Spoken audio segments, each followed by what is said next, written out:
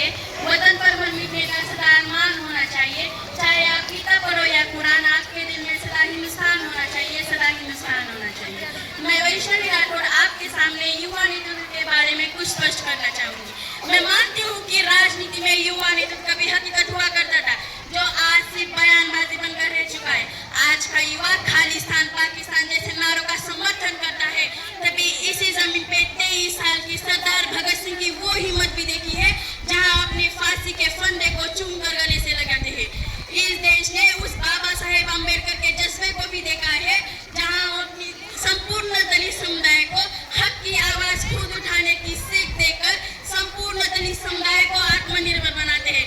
उनका जज्बा और कौशल्य देखकर मैं सोचने पर विवश हो जाती हूँ कि राजनीति में युवा नेतृत्व अत्यंत अटल वास्तविक थे।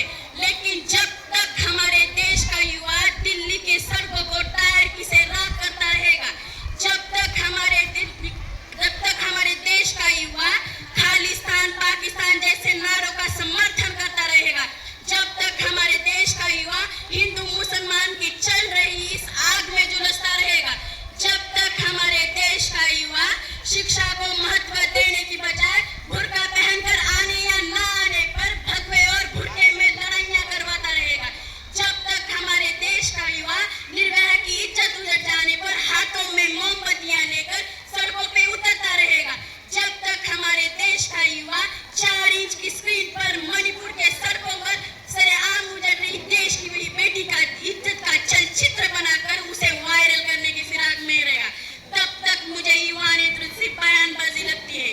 परंतु कहा जाता है हमारा देश सबसे बड़ा लोकतंत्र देश है, जहां हिंदू मुस्लिम सिख ईसाई भी पैदा होते हैं, लेकिन बदकिस्मती ये है कि यहाँ इंसान पैदा नहीं होते। और मेरे विचारों से राष्ट्र निर्माण करने के लिए सिर्फ और सिर्फ एक अच्छे और ईमानदार इंसान की जरूरत है। मैं अंत में यही बोलना चाहूंगी,